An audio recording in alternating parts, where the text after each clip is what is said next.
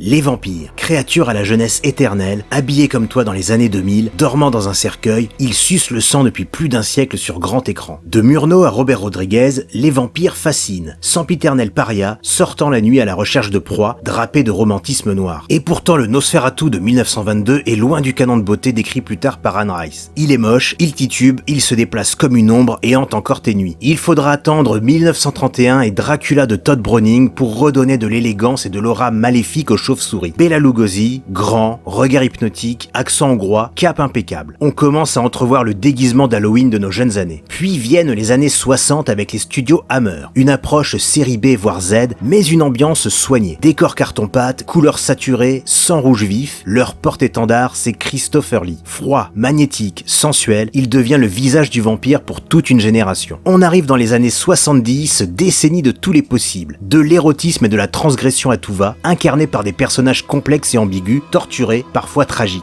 Des visages féminins marquent cette époque. Ingrid Pitt dans Vampire Lovers, Delphine Seyrig dans Daughters of Darkness. Sans oublier le Nosferatu de Werner Herzog avec un Klaus Kinski inquiétant dans un univers sombre et froid. Bienvenue dans les années 80, blouson en cuir, heavy metal, les vampires deviennent cool. Lost Boys en est le parfait exemple. Des ados rebelles à moto semant la mort partout où ils passent. Des justiciers juvéniles prêts à en découdre sur fond musical hard FM, le vampire pop décadent était né. Dans un style plus classique, on retrouve Fright Night, un ado découvre que son voisin est un vampire dans une ambiance feutrée, érotisme discret et épouvante esthétique. Aux frontières de l'aube jouent les cow-boys nocturnes, errant à la recherche de proies, comme le fera John Carpenter en 1998 avec Vampire, mais avec une équipe de chasseurs dans un ton plus brut, plus sec, plus humoristique. Ou encore Une nuit en enfer qui dérape joyeusement dans le grindhouse. Années 90, retour au romantisme d'antan, veste en velours, mélancolie. En 1992, Francis Ford Coppola ressuscite le mythe avec Dracula, un opéra gothique, baroque et théâtral, porté par Gary Oldman, flamboyant et tragique, obsédé par la réincarnation de son grand amour. 2 ans plus tard, Entretien avec un vampire prolonge cette veine mélancolique, dialogue existentiel, dilemme cruel, superstar hollywoodienne, drapé de soie, perruque, teint poudré et questionnements immortels. Le vampire devient un être maudit, raffiné et empreint de philosophie. Fin de décennie, changement de ton, le vampire mute, Blade débarque, hybride, mi-homme, mi-vampire, mais 100% super-héros, techno, cuir et katana. Puis arrive enfin cette fameuse lycéenne cool à qui on confie la mission de leur botter le train.